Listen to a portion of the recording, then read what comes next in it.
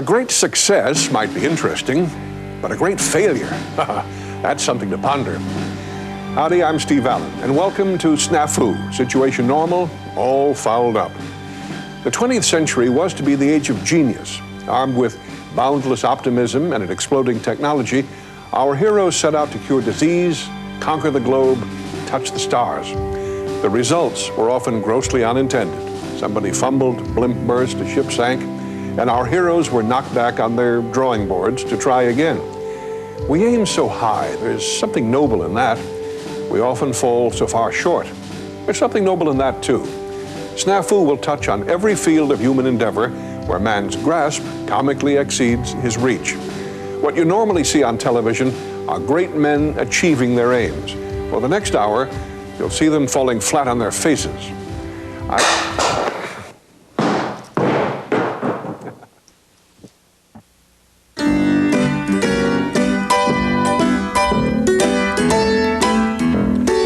Drug abuse and drug addiction have been with us since the dawn of time. Yet medical authorities, who now warn us of the dangers, encouraged drug abuse for years. Heinrich Dresser, head of research for the Bayer Company, discovered aspirin in 1899. The year before, he invented an even more potent painkiller, which Bayer immediately used in a variety of exciting new products. Which cough syrup did more doctors recommend than any other? Why, Bayer with heroin, of course. Doctors began prescribing heroin for poison ivy, menstrual cramps, headaches, even coughs. There are a lot of medicines that contain dangerous ingredients. During the snake root oil period of the late 19th century, early 20th century, before the Food and Drug Administration got underway, all kinds of nostrums for pains or aches or rashes that were not only ineffective, but they were harmful for you. And literally millions of addicts were created in the 12 years it took doctors to realize that heroin was an addictive and dangerous drug. Of course, Heinrich Dresser wasn't the only distinguished doctor of his day who got high, nor was Bayer the only brand name to market a dangerous drug as an ingredient in its product.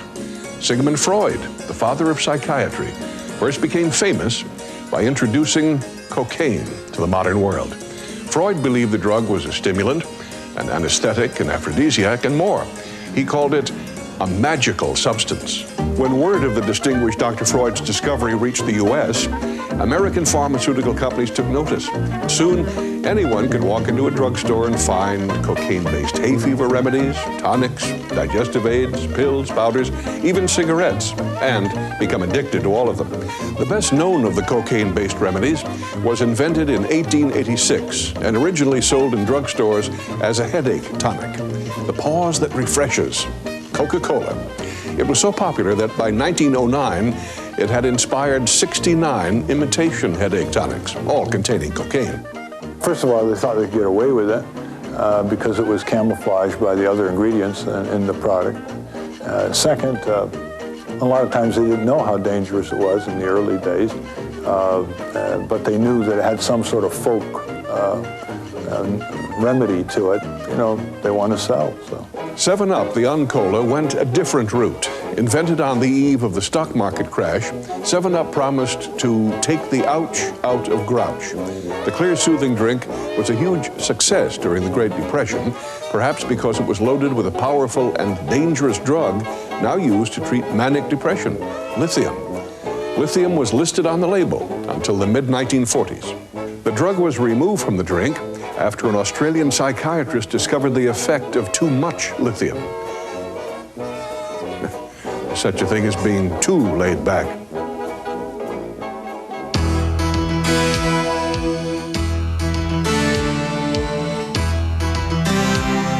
In this century, we've overcome many of the age-old problems of construction technology. The results? Sleek towers of glass and steel, long, graceful suspension bridges, beautiful and self-assured, carrying us into a limitless future.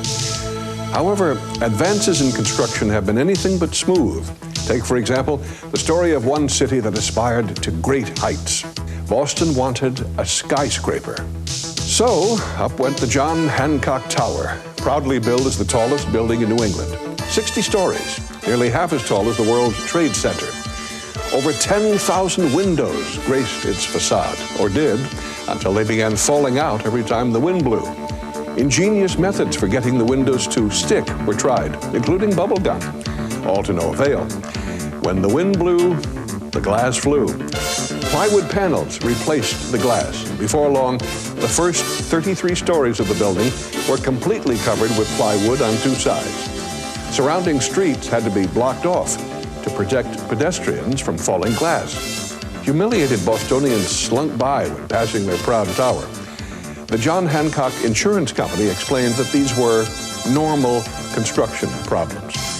Finally, a decision was reached. The plywood came down, and every one of the 10,340 windows was replaced. The bill, $7 million.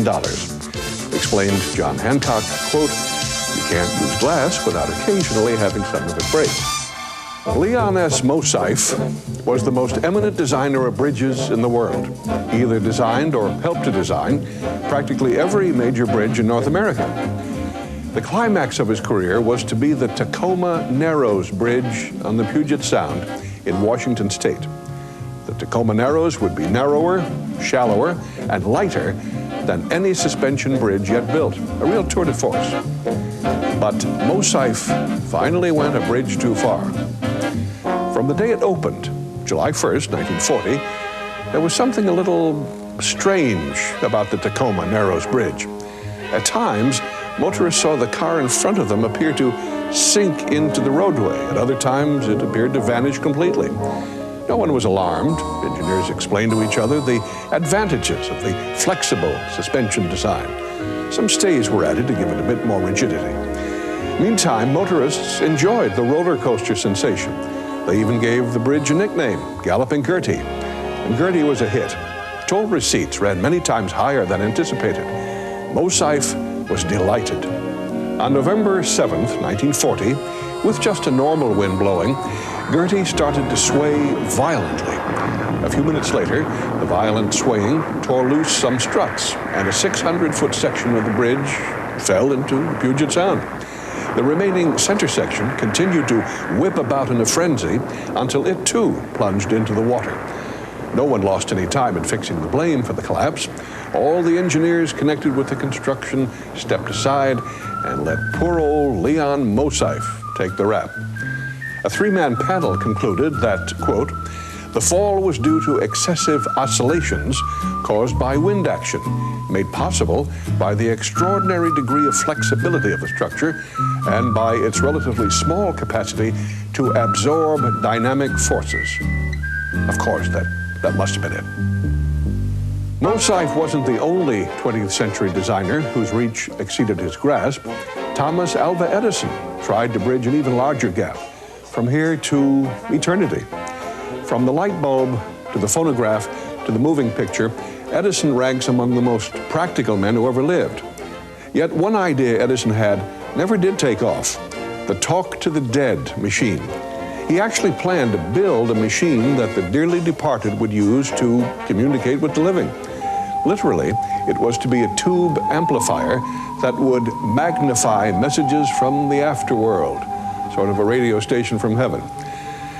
Edison never finished his talk to the dead machine, but he soon found a more direct route to heaven. He died in 1931. I had another talk with the German Chancellor, Herr Hitler.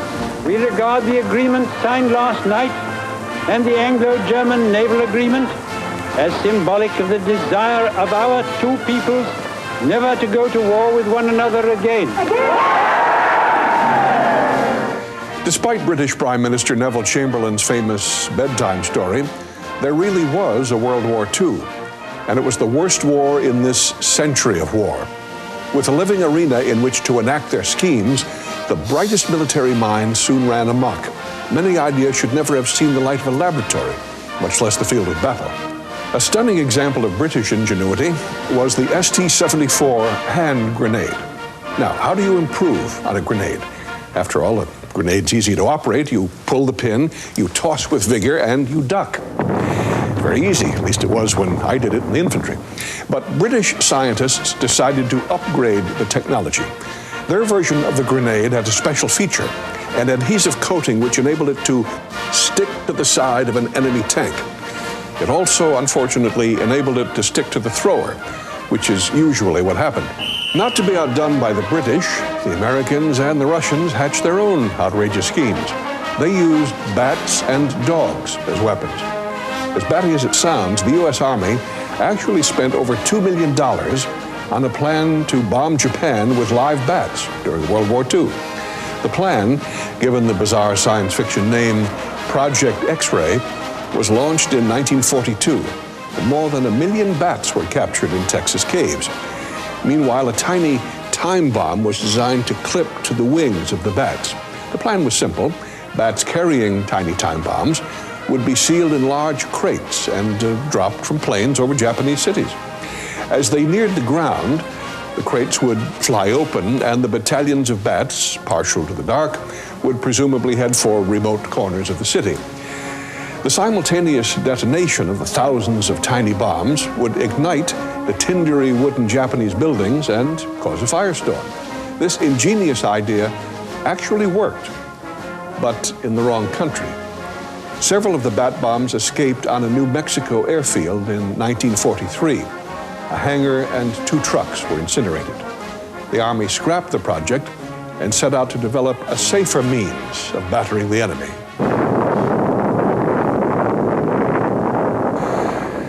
But the Russians had no bats in their belfry. Instead, elite divisions of the Russian infantry recruited dogs. Almost every soldier had a canine comrade, man's best friend and all that. The dogs proved to be fearless and reliable in the field. Several were decorated for valor. But near the end of the war, the Russians took advantage of their best friends. They trained them to associate food with the underside of tanks, and then they strapped powerful explosives to their backs. The result? Dog mines intended for enemy tanks. But since the dogs were trained on the Russian tanks, they preferred them to German panzers and forced entire Russian divisions into retreat. World War II was, in many ways, the American military's finest hour, but not all the time. The Nazis wanted desperately to kill FDR, never succeeded, but the U.S. Navy almost did.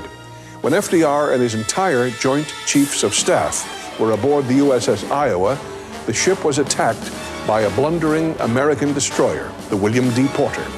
The Porter inadvertently fired a live fish directly at the Iowa. 5 minutes of sheer panic ensued. The Iowa executed a series of high-speed turns, trying frantically to escape the torpedo, all to no avail. A great blast shook the Iowa to her rivets. Miraculously, the torpedo exploded when it entered the ship's wake, just yards from the hull. The president forgave the delinquent destroyer, but the Japanese didn't. They sank it off Okinawa in 1945. The Americans weren't the only ones to attack themselves during World War II. The Germans also got into the act. Unlike the American Navy, the German Luftwaffe was known for its cold efficiency. The sight of the Luftwaffe overhead struck sheer terror into the heart of even the stoutest Frenchman or Brit. It seemed no gun, no missile, no prayer could stop them. In fact, when the Luftwaffe rumbled overhead, even good Germans ran for cover. On February 22nd, 1940, a Luftwaffe patrol sighted 2 destroyers off the coast of Borkum. The planes strafed and bombed the ships, causing serious damage. After nearly an hour of pummeling, the Nazi pilots caught sight of the names of the ships: Lebrecht Maas and Max Schulz, the pride of the German Navy. But even the Luftwaffe couldn't match the Japanese in sheer determination. And one of the most determined Japanese was Lieutenant Hiroo Onoda.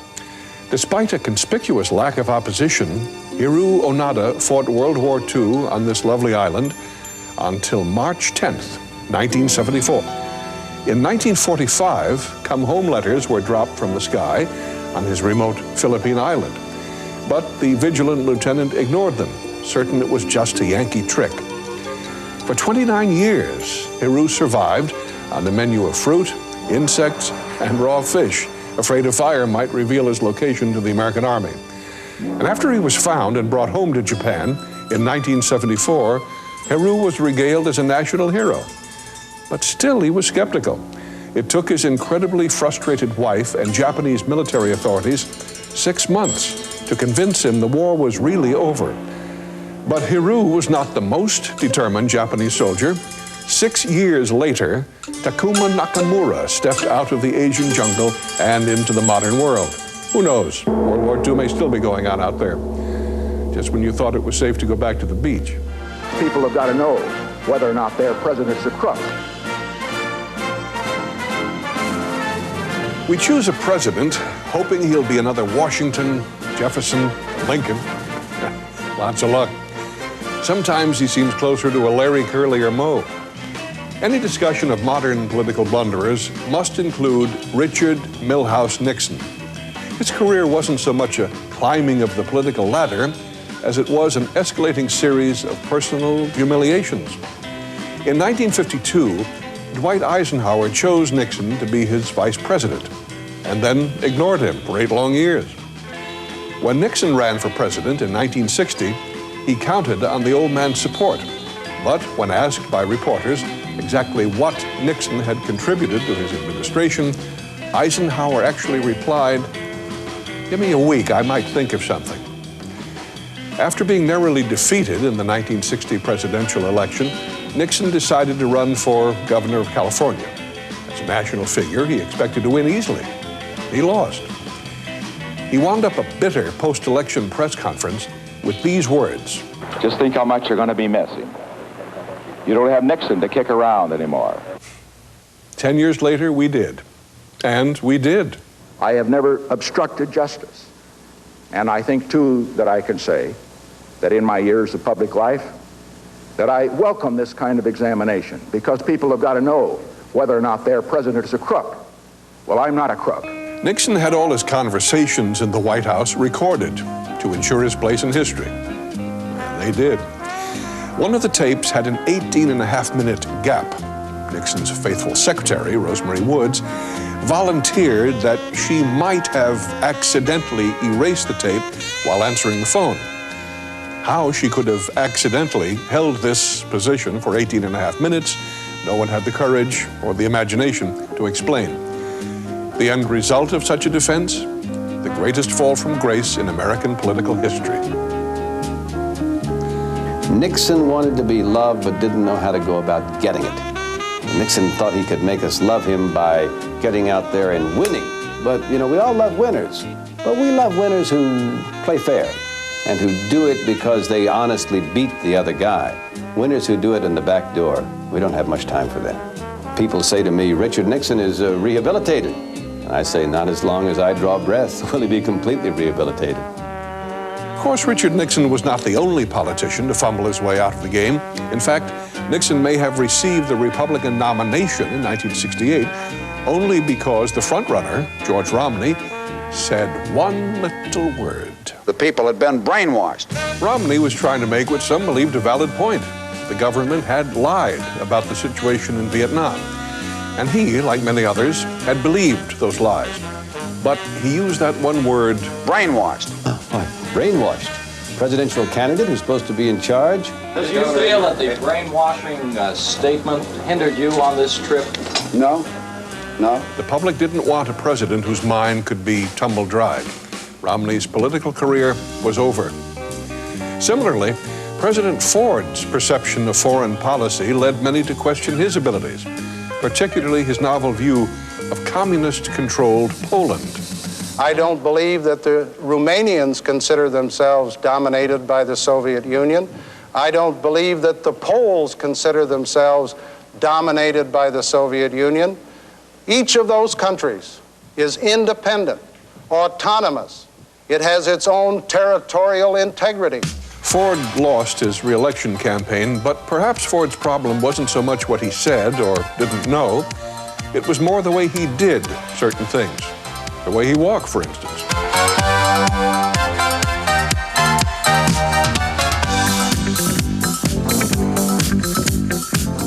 Jerry Ford was just kind of a nice guy who did things that all of us do. That is, we hit our heads and we come up with pants that are too short and we sometimes make ridiculous faux pas. A rather elegant political failure was Republican presidential candidate Thomas Dewey. Cool, dapper, professional, Dewey seemed perfect. The man on top of the wedding cake, they called him. In his first try for the Oval Office in 1944, Dewey's opponent, President Roosevelt, looked old, tired, and vulnerable. And Dewey's supporters even had an issue: the president's dog. They charged that in the middle of World War II, Roosevelt had sent a destroyer out just to retrieve Fala, the family dog. These Republican leaders have not been content with attacks on me, or on my wife, or on my sons. No, not content with that. They now include my little dog, Fala. Talk of FDR being too tired to run the country stopped. Dewey's campaign crumbled. But Dewey was certain the next election in 1948 would be his. This time, he ran against an extremely unpopular president, Harry Truman. The politicians, pundits, opinion polls, all predicted Dewey would win easily. On election night, the Chicago Tribune even published the expected results. They were wrong. Truman won a crushing victory. And Thomas Dewey, he never ran again. Every political figure, every so often, will make a fool of himself in front of the cameras. That's politics.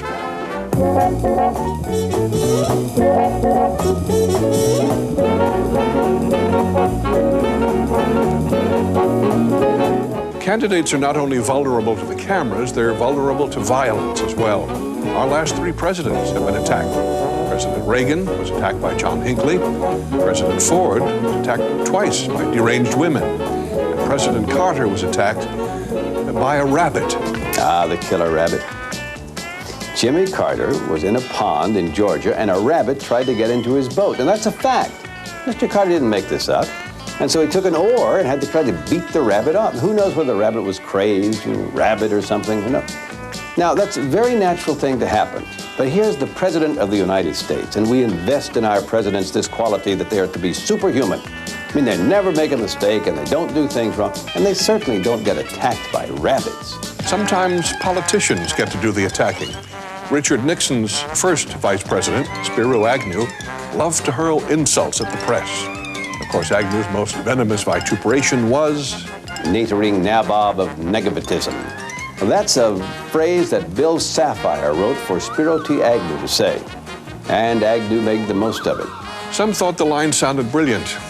I thought it sounded dumb. It has a catchy ring to it, but I don't think it means anything. Despite Agnew's expansive vocabulary, most politicians take a just folks approach, and no one does that better than George Bush.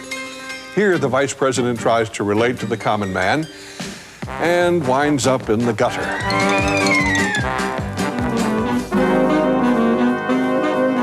The shortest distance between 2 points, of course, is a straight line. And yet the heroes of 20th century transportation have often traveled in circles.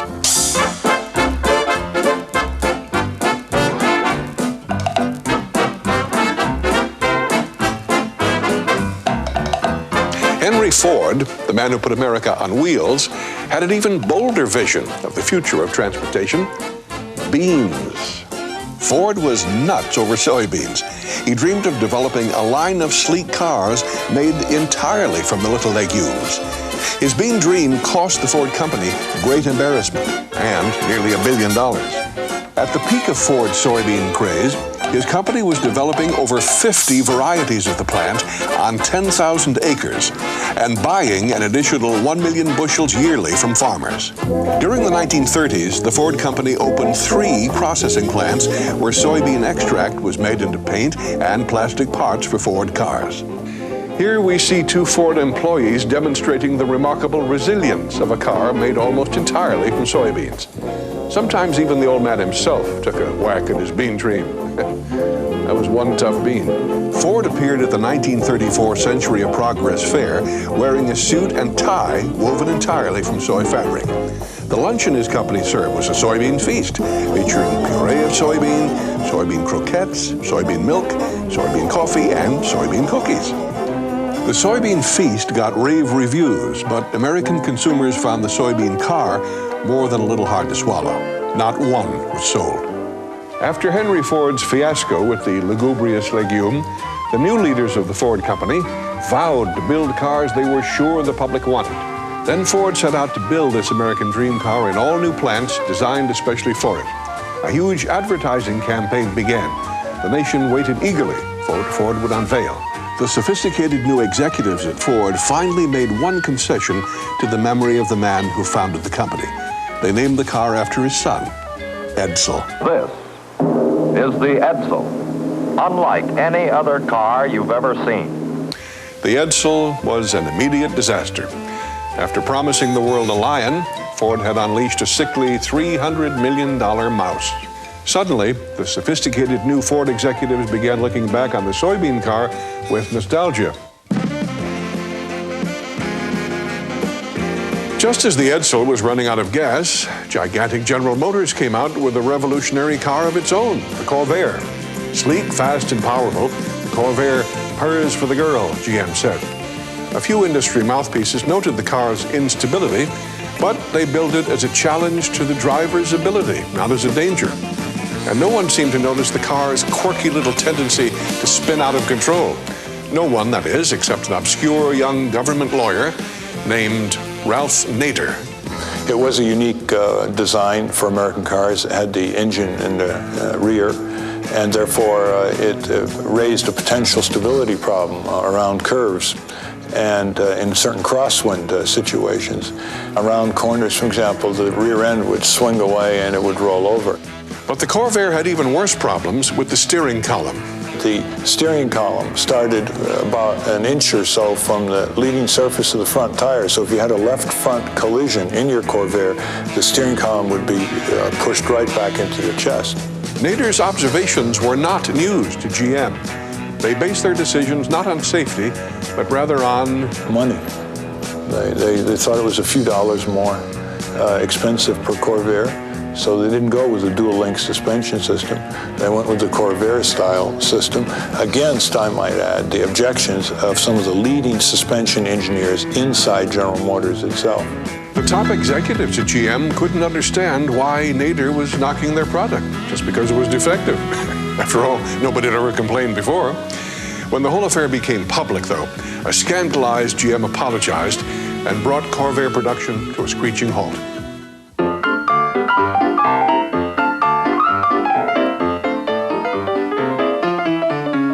While the soybean car, the Edsel, and the Corvair never quite got rolling, the airplane soared, and then it crashed.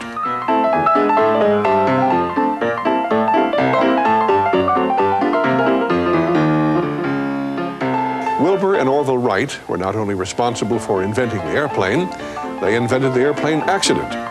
September 17th, 1908 was just another afternoon aloft for Orville Wright, but in mid-flight, he lost his propeller and the plane crashed. His sole passenger, Lieutenant Thomas E. Selfridge, did not survive the crash. They probably lost his luggage, too. While Americans were devising exotic ways to go places, the British were thinking of exotic places to go. Take, for example, the legendary explorer, Captain Robert Falcon Scott.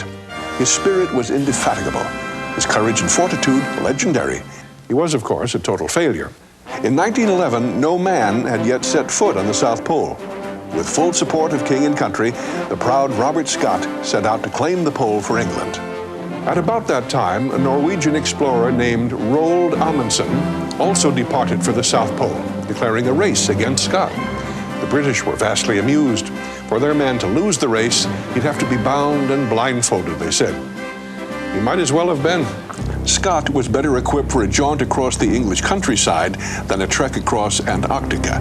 To begin with, his men could barely ski, a slight disadvantage on a continent made entirely of ice and snow. Nor did Scott bring any dogs. Previous explorers advised him emphatically that his sleds must be pulled by dogs, but Scott didn't like dogs. Instead, he put his trust in ponies. The ponies soon died. Then Scott had to put his trust in his men. Scott and his men trudged over hundreds of miles of deep snow and sheer ice. Exhausted, scurvy-ridden, and frostbitten, the proud British expedition finally reached its goal on January 17th, 1912, only to find the Norwegian expedition, led by Amundsen, had arrived there a month earlier. Amundsen had a rather easy time of it and returned home without incident. In this rare footage, Amundsen befriends an Arctic native. But Scott didn't find the region as congenial. He and all 5 of his men died before they reached base, their bodies frozen solid. Scott maintained a stiff upper lip to the end. Great actors rely on instinct. When the cameras start to roll, instinct takes over. Same is true for great athletes.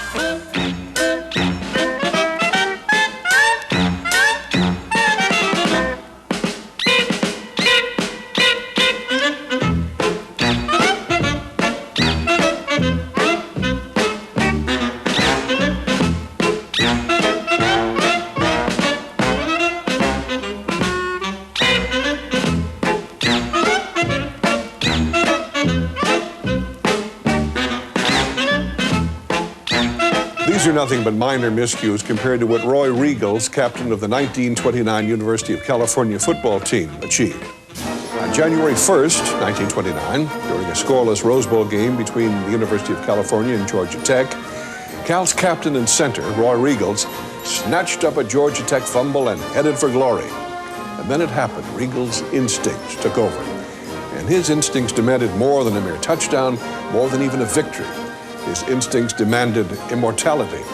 Riegels turned and ran the wrong way. None of his opponents came close to tackling him. None of them wanted to, but one of his teammates finally caught up with him on his own 1-yard line. Georgia Tech scored on the next play, and Riegels' team lost the game 8-7. Riegels' play became known as the biggest blunder in football history. His immortality was assured.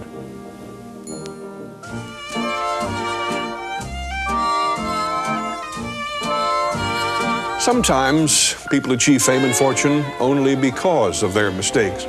Douglas Corrigan was an airplane mechanic who idolized Charles Lindbergh. On July 16, 1938, Corrigan attempted a non-stop solo flight from New York to California. Friends and family waited expectantly for him on the West Coast. He didn't make it. He didn't come close. Corrigan followed the wrong end of the needle on his compass and ended up in Ireland, 7,000 miles from his original destination. By sheer accident, he'd accomplished what Lindbergh could do only after months of meticulous preparation. The wrong way Corrigan became an instant hero. Starting off from New York on Sunday morning, I started to fly to Los Angeles, but some way got turned around above the clouds, and after about 26 hours of that, seeing nothing except clouds, I came down through the clouds, and the country looked a little strange. And I just hope that if I make any more mistakes, they'll turn out as successful as this one. Automobile and soybean magnate Henry Ford threw a parade for Corrigan in Detroit. And without a compass to confuse him, Corrigan had no trouble leading the parade.